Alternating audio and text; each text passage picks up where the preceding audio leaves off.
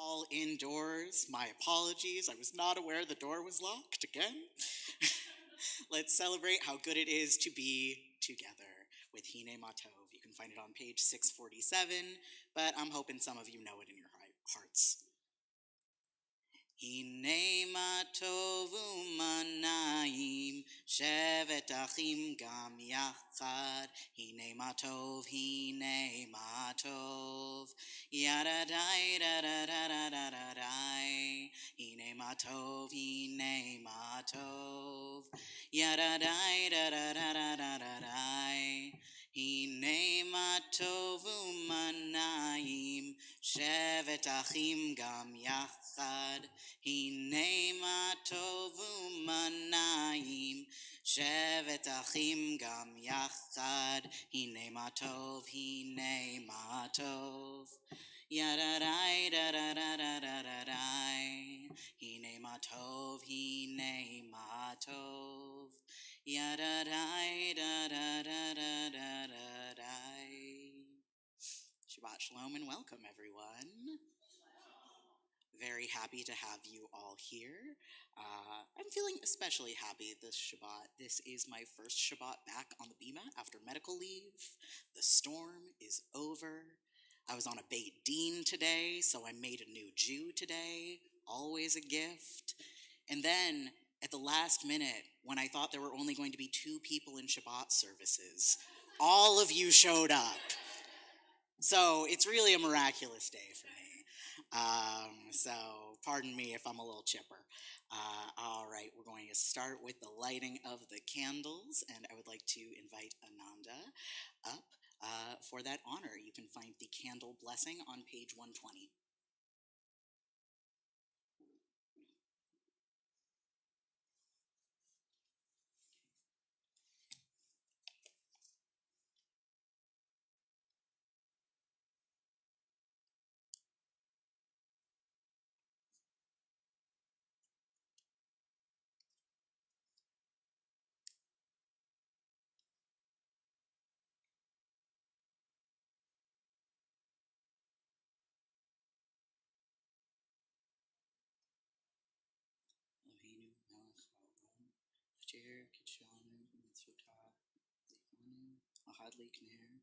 Shabbat.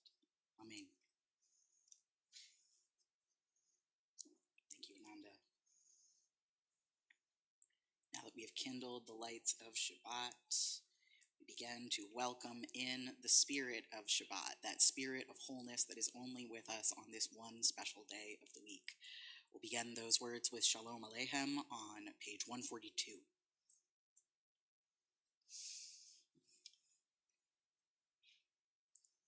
Shalom Aleichem, Malahei Hasharet, Malahei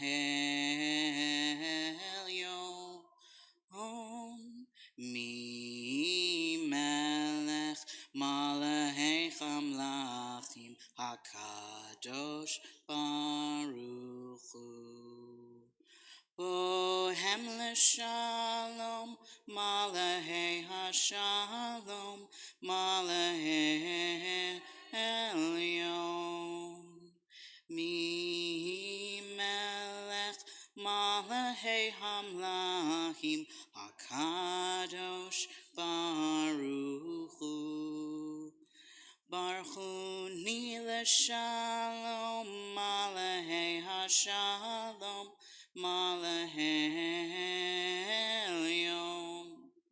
Mi Melech, Malahei Hamlachim, HaKadosh Baruch Hu.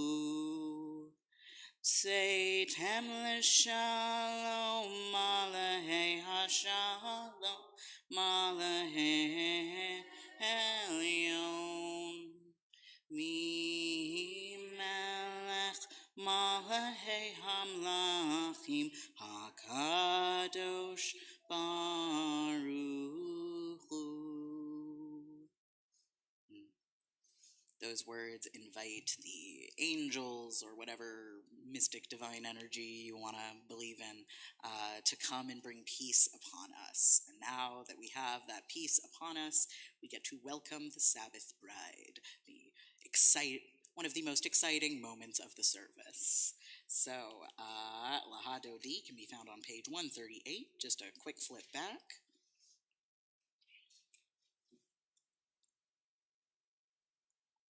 We'll be doing verses 1, 2, 5, and 9. And on the last verse, I will ask you to rise and face the exit. That's our moment where the bride comes in. So it's kind of like the wedding ceremony. We want to face the bride. All right. Lecha dodi likrat kala pene Shabbat nekabela. Lecha dodi likrat kala pene Shabbat nekabela. Shamor v'zachor bedibor echad hishmianu El hamiuchad Adonai echad Ushemo echad L'shemo tiferet ve'letila Lecha dodi likrat kala Penei Shabbat nekabela Lecha dodi likrat kala Penei Shabbat nekabela Likrat Shabbat lechu v'nilcha ki mekor habracha merosh mikedem nesuka sof maaseh b'machshavatila lecha dodi likrat kala penei Shabbat nekabela Lecha dodi likrat kala penei Shabbat nekabela Hitoreri kiva orech kumi uri shir daberi kavod Adonai alaich nigla Lecha dodi likrat kala penei Shabbat nekabela Lecha dodi likrat kala penei Shabbat nekabela. Please rise. Boi v'shalom ateret ba'ala gam b'simcha Uvtzechol atoch emune aham segula Boi kala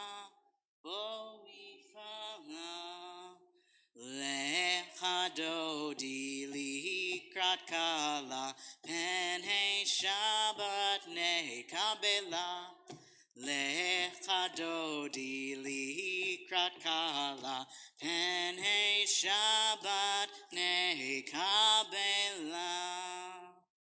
Thank you. You may be seated. This next prayer is the Hatzi Kaddish, which I will recite on our behalf. You'll recognize these words perhaps from other prayers. This is just our way of marking the end of one part of the service and moving on to the next. Yitgadal v'yitgadash me rabba Ve'alma divrach yirutei v'yamlich malchutei B'chaye hon uv'yomechon Uv'chaye kol beit Yisrael Bagala Uv'izman kariv V'yimeru Amen Yehi shmei rabba mevarach Le'alam me'omaya Yitbarach v'yishtabach v'yitpa'ar v'yitramam v'yitnaseh v'yitadar v'yitaleh v'yitalal Shemei dekudesha brichu le'ela min kol birchata v'shirata Tushbechata v'nechemata damiran be'alma v'yimeru Amen. This next part of the service, we begin our blessings surrounding the Shema, one of the central statements of our faith. So we begin those prayers with the Baruch Hu, which is our call to prayer. So I ask you all to please rise. The Baruch Hu can be found on page 146. I will recite the first line, and I ask that you read the second two lines after me. Baruch Hu et Adonai HaMevorach. Baruch Adonai HaMevorach Le'olam Vaed. Baruch Adonai HaMevorach Le'olam Vaed. You may be seated.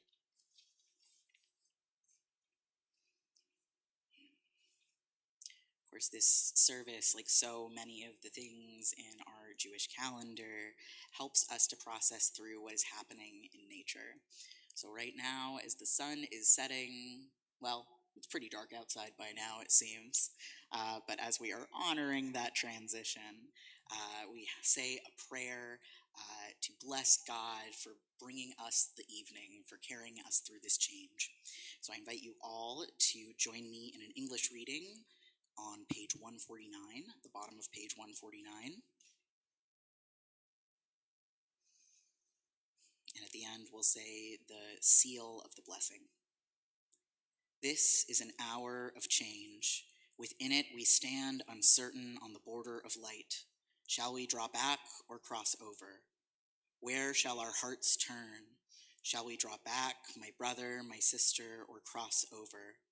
This is the hour of change, and within it, we stand quietly on the border of light. What lies before us? Shall we draw back, my brother, my sister, or cross over? Baruch atah Adonai hama'ariv aravim. Blessed are you, our God, who brings on the evenings. Continue on the next page, 150, with Ahavat Olam. Ahavat Olam is meant as an intention that directly flows into the Shema. Ahavat Olam, we think about the great love that God provides for us, and let that sink in deep before we say the words of the Shema. So, Shema is on the next page. I'll go straight into it after we do Ahavat Olam. 150. Ahavat Olam, Beit Yisrael, Amcha ahavta, Amcha ahavta, Torah u'mitzvot, Chukim u'mishpatim, Otanu limadeta,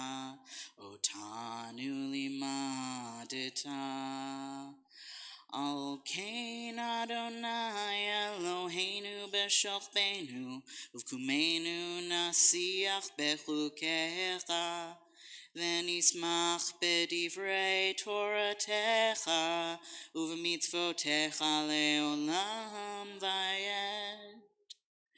Be'at Tzinu, Be'orech Yameinu, Uvahem negye yomam v'layla, negye yomam v'layla, Ve'ahavat ha'ol t'sir, Mimeinu le'olamim, Baruch atah Adonai, Ohev amo Yisrael, Ohev amo Yisrael.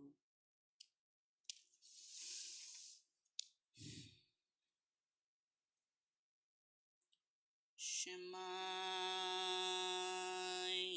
Yisrael, Adonai Eloheinu,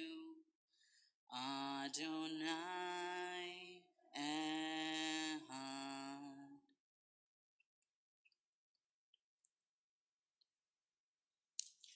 continue with Ve'ahavta, page 154.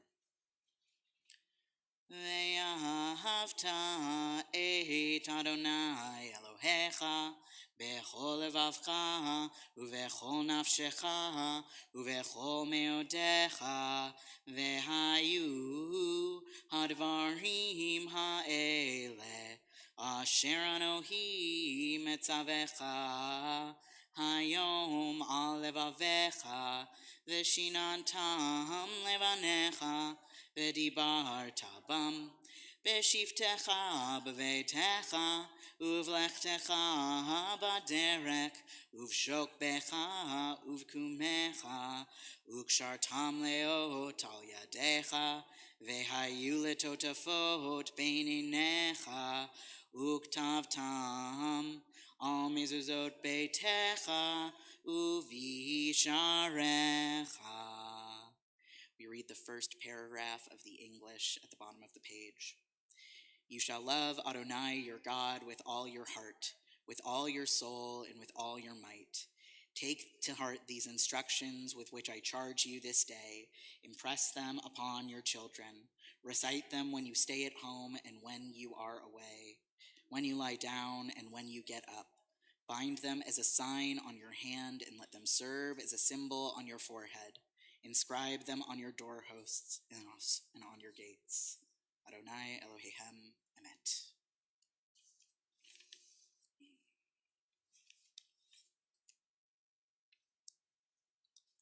The next words we'll speak together, we'll sing together, are Mi Hamocha.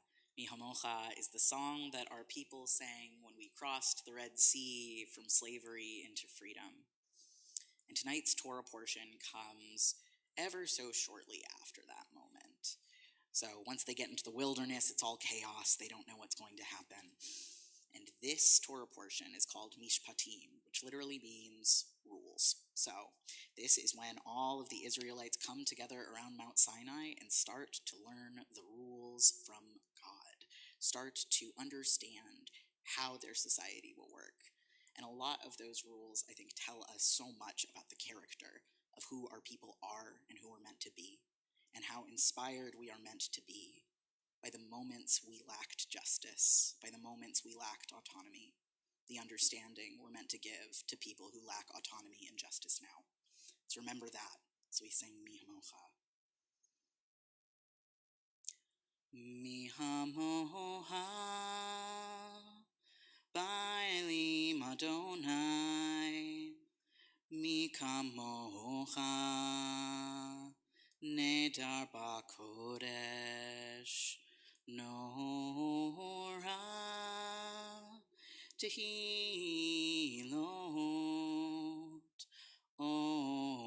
Osei Fele Malchutecha Ra'uvanecha Bokei Ayam Lifnei Moshe u'Miriam Zeli Anu ve'amru Adonai Yimloch Le'olam vayed Yai lai lai lai lai Yai lai lai lai Yai lai lai lai lai Yai lai lai lai lai.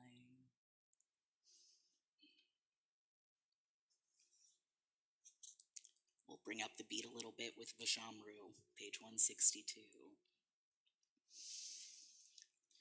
Veshamru v'nei Yisrael et ha-Shabbat lasot et ha-Shabbat ledorotam berit olam.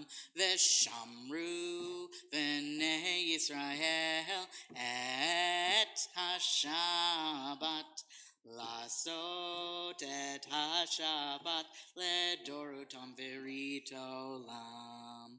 Beni uvein b'nei Oti leolam, oti leolam, oti leolam. Veshamru v'nei Yisrael et hashabat. Lasot et hashabat ledorotam beritolam. Ki sheshet yamim asa Adonai, asa Adonai, et hashamayim ve'et haaretz, veshamru v'nei Yisrael et hashabat. Lasot et hashabat ledorotam beritolam. Uvayom hashvi'i shavat vayinafash, shavat vayinafash, shavat vayinafash. Veshamru v'nei Yisrael et hashabat. Lasot et hashabat ledorotam beritolam. I never mean to fight the congregation on the melody. I've just learned a few in my day. All right. Well, that closes out our prayers surrounding the Shema and brings us into the very core of our service, the Amidah, the standing prayer. So you can go ahead and turn to page 164. This prayer, our beginning prayer, invites us to begin really communing directly with the divine. So this is that moment. If there's something on your heart that you want to connect with, if there's something you're looking to leave behind this week and move into a new week, this is the moment to really be with what you need. So please rise. We will say the first four technically, blessings of the Amidah, and then we will have a moment for private prayer. Ananananana Adonai, Ananananana Sahatai Tiftach, Ananananana Ufi Agid, Ufi Agid Tehilate. Ananananana Adonai, Ananananana Svatai Tiftach, Ananananana Ufi Agid, Ufi Agid Tehilatecha.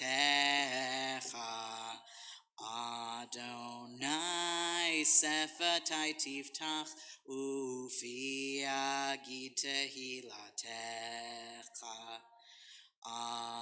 Adonai, open up my lips that my mouth may declare your praise. Turn the page.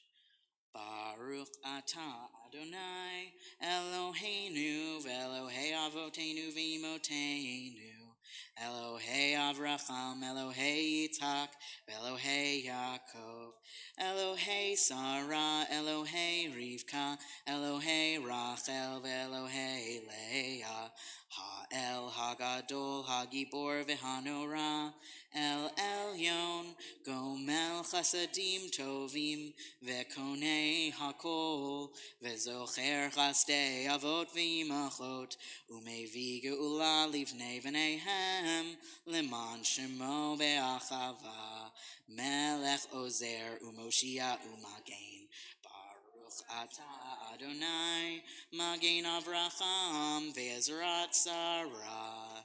Turn the page again. Atah Gibor le'olam Adonai, Mechaye hakol et harav lechoshia, Mashiv haruach u'morid hagashem, Mekalkel chaim bechesed, Mechaye hakol berachamim rabim, Somech noflim verofeh cholim, Umatir asurim, Umekayem emunato lishenei afar, Michamocha ba'al gevurot, Umido melach ממית ומחיה ומצמיח ישועה ונאמן אתה לחיות הכל ברוך אתה אדוני מחיי הכל.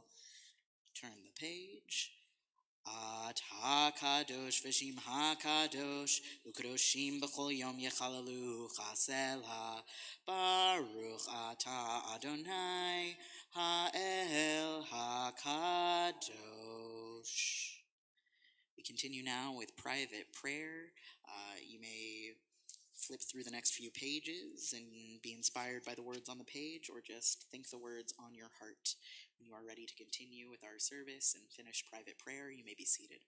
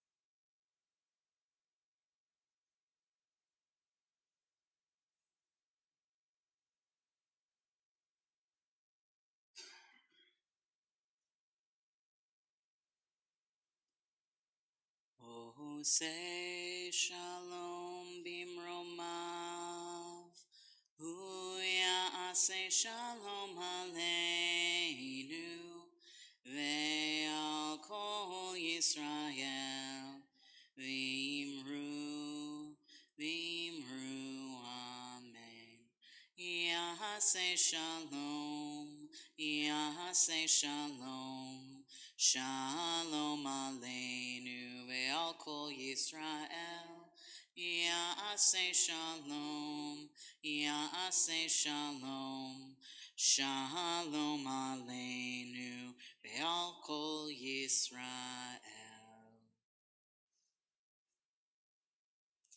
Let's take a moment to come together as a community and pray for those in need of healing, including those in need of healing of the body, healing of the mind, healing of the spirit.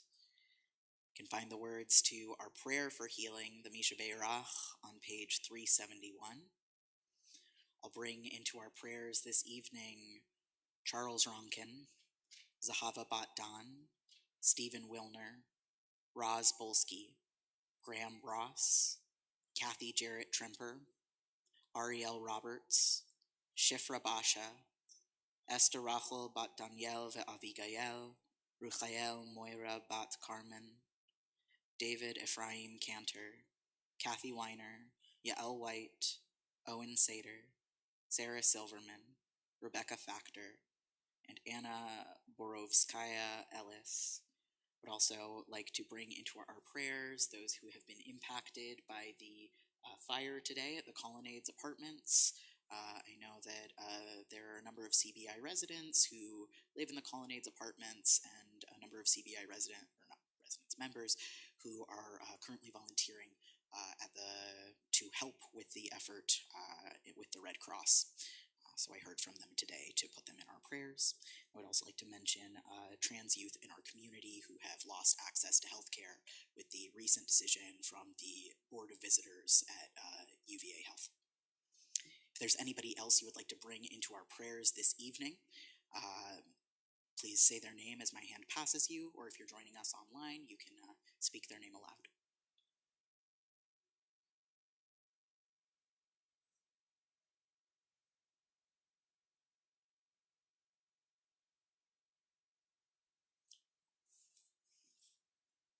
All right. Pray Misha Ve'erach together from the middle of page 371. Misha Ve'erach Avoteinu Mekor HaBracha Leimotenu.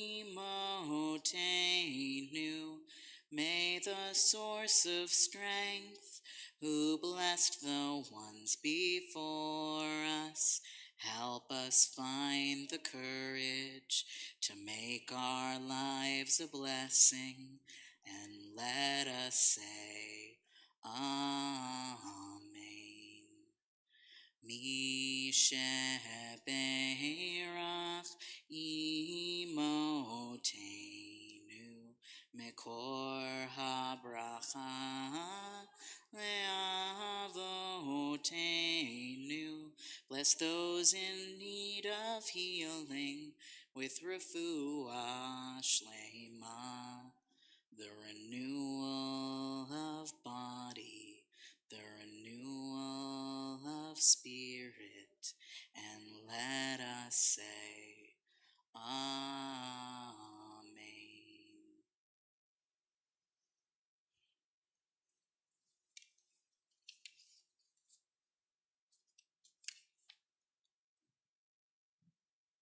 And now for some words of Torah. I want to talk to you about an episode of Grey's Anatomy that aired in 2007. You probably didn't expect me to say that, but I promise I'm going with this somewhere. Just stay with me for a moment. So a guy walks into the ER. Nothing obviously wrong with him, looks like a pretty normal guy. He's wearing a suit, he's clean, he seems with it and present. The only thing off about him is his foot. He is tapping his foot kind of wildly and randomly. No real rhythm to it, just weird. The doctors come up to him and they say, "What brought you in today? Does your foot hurt?" And he says, "No, it doesn't hurt. There's nothing medically wrong with it. It's just not mine." The doctors say, What on earth do you mean?" And he says, "I know what you're thinking. I'm not crazy. I'm not on drugs. I'm a regular guy. I work at a bank. I'm boring. But I woke up one morning and this foot just didn't feel like a part of me. I have no way to prove this to you other than what I know to be true. But I need you to amputate my foot." The doctors of Seattle Grace are pretty baffled by this one. They leave him in the waiting room for a while. They debate between dismissing him entirely, trying to get him committed, maybe ordering a psych consult. They see no reason to provide this man with care.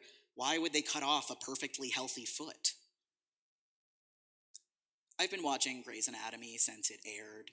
I honestly consider it a part of me. If you have watched Grey's Anatomy and you compare my sermon style to the intros and outros by Meredith Grey, I think you would find some similarities. It's just deep in my soul at this point. So I've watched this episode multiple times, but I happened to watch it last week, and it had a different meaning for me.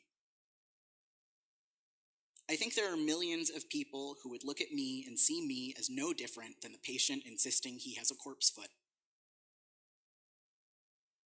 On January 30th, just 3 weeks ago, I had gender-affirming top surgery, a bilateral mastectomy at UVA Health Center here in Charlottesville.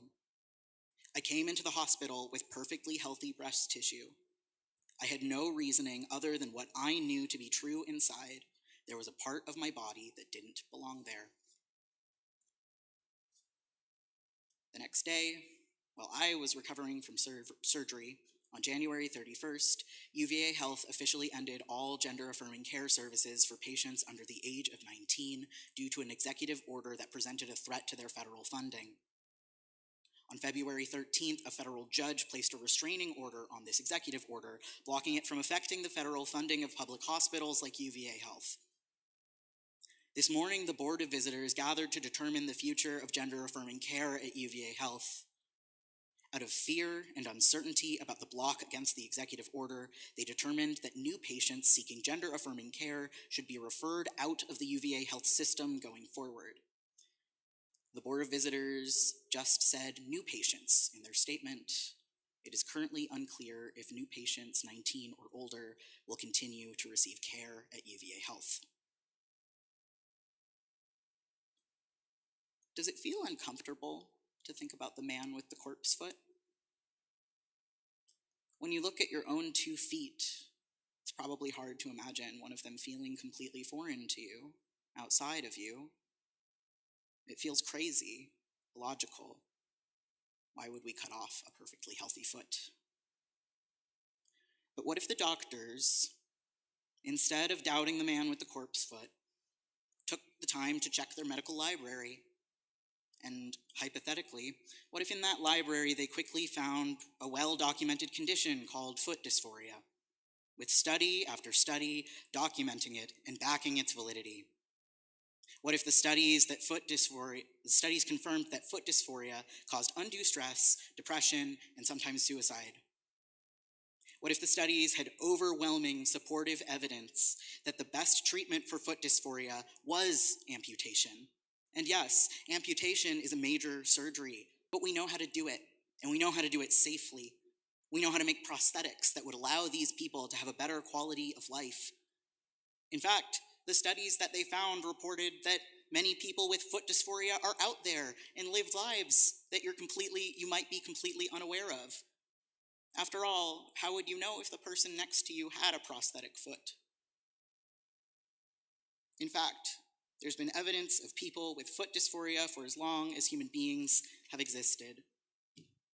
What if the patient in question had been seeing doctors for this specific issue for years, had reported consistent symptoms of distress, had multiple letters affirming his medical and psychological readiness to have his foot amputated? If you've never stopped to imagine what it might feel like to have a part of your body not feel like a part of you, that would be a pretty jarring thing to suddenly learn. It's hard to feel like the world is a different place than you thought it was. But honestly, would it make that big of a difference? After all, how much of your opinion of someone would change if you found out they had a prosthetic foot? Of course, foot dysphoria does not exist, but gender dysphoria does. And everything I've described about foot dysphoria is true of gender dysphoria. The science repeatedly confirms that the best and safest way to treat gender dysphoria is to affirm patients and provide care. This leads to the best possible quality of life for patients, and what is medicine for but to improve the quality of life of patients? The executive order that has convinced UVA to stop providing gender-affirming care for patients under the age of 19 was titled "Protecting Children from Chemical and Surgical Mutilation." It states that across the country today, medical professionals are maiming and sterilizing a growing number of impressionable children under the radical and false claim that adults can change a child's sex through a series of irreversible medical interventions. That's a direct quote from the executive order. This week's Torah portion is called Mishpatim. Mishpatim is commonly translated as rules, but the root also translates to justice. In this Torah portion, we hear the first rules given by God at Sinai, little pieces of justice delivered to the people in their time of need. God doesn't pull punches on this one, and I won't either. Exodus 23:1, you must not carry false rumors. You shall not join hands with the guilty to act as a malicious witness. 23:2, you shall not side with the mighty to do wrong. You shall not give false testimony in a dispute so as to pervert it in favor of the mighty. 23:6, you shall not subvert the right of those in needs in their dispute. 23:7, distance yourself from false words. Do not bring death on those who are innocent and in the right. 23:8, do not take bribes, for bribes blind the clear-sighted and upset the pleas of those who are in the right. One more, and I hope this one's already familiar to all of you. 23:9, you shall not oppress a stranger, for you know the feelings of the stranger, having yourselves been strangers in the land of Egypt.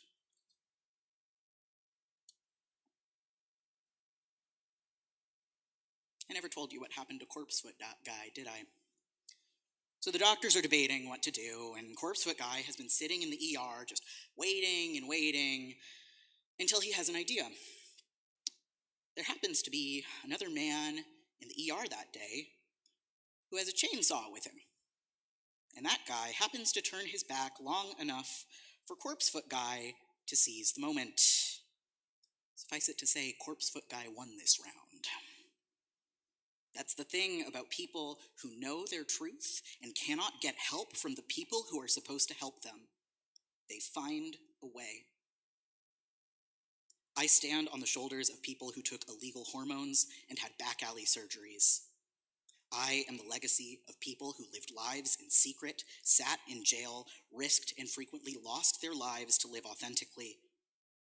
So many people like me still live lives like that. I consider it the absolute greatest honor of my existence that I get to be my authentic self, stand here on this bima, and call myself a rabbi. There was no guarantee that that was going to happen. I would have nothing that I have now, were it not for the trans people before me who were brave enough to live their truth. And I can in no way honor their legacy, the legacy of those who sacrificed for me, unless I continue to fight for the next generation. And I know these kids. These kids go to Hebrew school here. These kids go to the CBI Forest School. They became B Mitzvah here. They go on to teach and tutor the youth that come after them. They are bright and wonderful and silly and fun and everything that you would want kids to be. And they deserve nothing less than the best health care that we can provide them. And that's what UVA is. As a patient, I can tell you that the care at UVA Gender Health is unparalleled. I have a primary care physician who specializes in treating trans patients and worked directly with my surgeon. I can get my hormones prescribed to me directly from my primary care physician. I've been trans in multiple states and I've never been able to do that. I have friends who have had top surgery all over the country, Washington, D.C., New York City, Los Angeles, who have been jealous of the kind of care that I've received here at UVA Health. The respect I've been treated with, the supportive atmosphere. My mother, who came with me to get surgery, who has had multiple surgeries herself, commented on how positive and affirming their atmosphere was. She said she's never watched people go into surgery like that before. I even had to ask for religious accommodations, and my team took painstaking efforts to follow them and let me know that after they had written a protocol specifically to respond if another Jewish patient asked for that accommodation. My recovery was so smooth that I was back at work 2 weeks after a major surgery.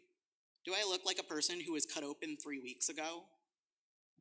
I also drove to DC, led a bait dean, and drove back today. So really I'm testing this whole recovery process and things are going pretty well. That's how good the care at UVA Health is. That's what we're taking away from our kids. And our kids don't deserve any less than I do. Our kids know who they are. No one is bullying them or peer pressuring them or maiming them. The process to receive gender-affirming care is slow and arduous. Most minors are not even given hormones until their late teens. They're placed on puberty blockers, a completely safe and reversible medication that delays the onset of puberty and gives them more time to be sure of themselves without the stress of experiencing a puberty they don't want. All patients who receive permanent gender-affirming care, like me, have been clear about who they are for years. I have medical records attesting my desire for top surgery going back at least 3 years. I started wearing chest binders regularly 7 years ago. It takes a long time to get to surgeries. It takes a long time to get to hormones. taking away trans health care for youth will not make trans youth go away. Trans youth will still be here. They will be kids in undue distress with perfectly treatable pain and doctors who refuse to treat them. Don't make them wait like the man with the corpse foot, because I promise you they'll start looking for chainsaws. People in power are carrying false rumors. Our healthcare systems are joining hands with the guilty. They are siding with the mighty to do wrong, twisting this dispute so as to pervert it in favor of the mighty. They are subverting the rights of those in need. And mark my words, it will bring suffering and even death upon the innocent. The Bible is pretty clear on this one. We have our marching orders directly from Sinai. I hope you will join me in fighting for our children to have the right to live as their authentic selves. If there are trans youth in your life, please be kind to them right now. Tell them you believe them. Tell them you care about how they see themselves. You care about who they are inside. Tell them you want to know the person they'll become. On Shabbat, we're meant to have a brief glimpse of Olam Haba, the world to come, a perfect world. To me, in a perfect world, trans youth are happy and safe and supported by their families and communities. In a perfect world, trans youth grow up to be happy trans adults that follow their dreams and don't have to question whether they'll be able to. In a perfect world, the next generation of trans people won't have to wonder what their childhoods would have been like had they been free to be themselves. Today is our day of rest. Tomorrow, may we fight for that world, because I desperately want to see the generation of trans people that comes after me. Shabbat Shalom.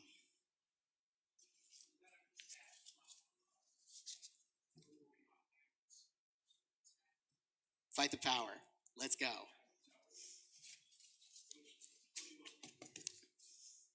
I'm glad to hear it. Oh, all right. Some lighter announcements. Tomorrow morning, Saturday, February 22nd, 10 a.m., we'll have our traditional egalitarian services right here in our main sanctuary. Then Saturday, March 1st, 7 p.m., we'll have our mosaic unveiling, Havdalah, and community celebration. Many of you may remember our Artist in Residence workshop with Audrey Markoff last year, when the CBI community came together to create a beautiful mosaic. The mosaic is finally here. We will be getting together to dedicate the new art piece. We'll have snacks, Havdalah, and live music by local band with CBI members included, Side Hustle. We hope you will come and join the celebration and meet new CBI friends. We are asking people to register just so we know roughly how many snacks to provide. You can find the registration in our newsletter. Are there any other community announcements that anyone wants to add? All right, let's continue with our service. We now begin the closing of our service with the words of Aleinu, which can be found on page 587. I know I shared some heavy Torah with you tonight. Thanks for bearing through it with me. And by 587, I meant 586, bottom of the page.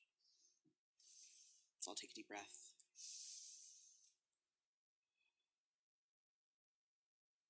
Please rise for the Aleinu. Aleinu l'shabeach l'adon hakol, לתת גדולה ליוצר בראשית, שלא עשנו כגויי הארצות, ולא שמנו כמשפחות האדמה, שלא שם חלקנו כהם, וגורלנו ככל המונם, ואנחנו קוראים ומשתחווים ומודים לפני מלך מלכי המלכים הקדוש ברוך הוא. Move to page 591. ונאמר, והיה אדוני למלך על כל הארץ, ביום ההוא יהיה אדוני אחד, ושמו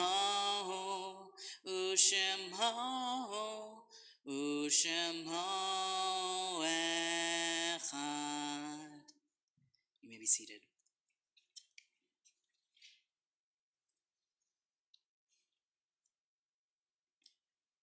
When I die, give what's left of me away to children and old men that wait to die. And if you need to cry, cry for your brother walking the street beside you. And when you need me, put your arms around anyone and give them what you need to give to me. I want to leave you something better than words or sounds.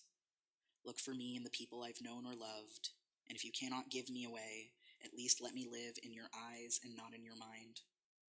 You can love me best by letting hands touch hands, by letting go of children that need to be free.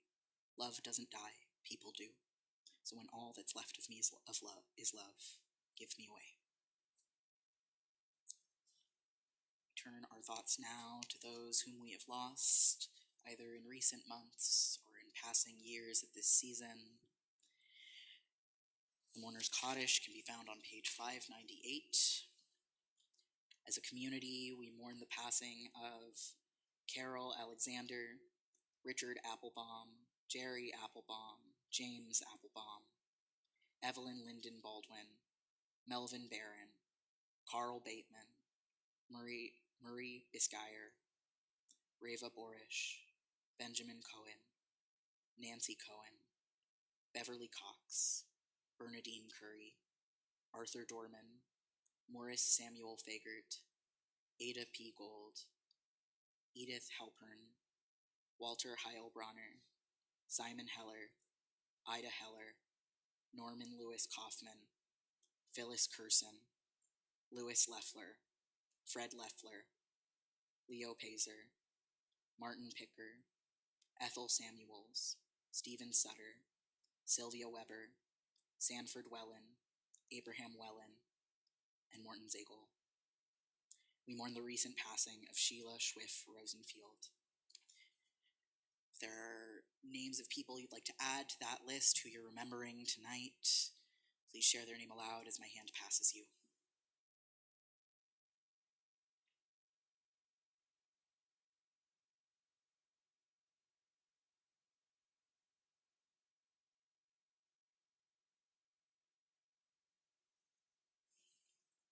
All mourners, please rise.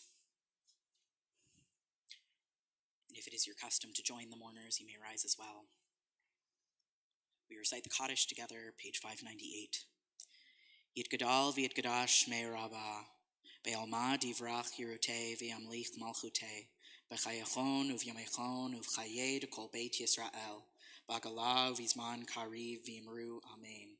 Yehei shmei Rabbah mevarach le'olam olmei olmaya, yitbarak v'yishtabak v'yitpa'ar v'yitramam v'yitnaseh, v'yitadar v'yitaleh v'yitalal shmei dekudasha b'richu, la'ela min kol birchata v'shirata, tushbechata v'nechemata, damiran be'alma v'imru amen.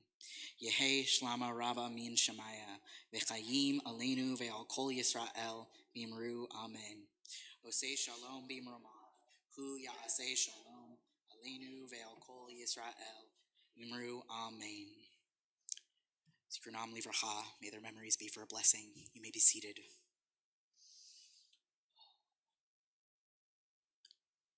It's a heavy time.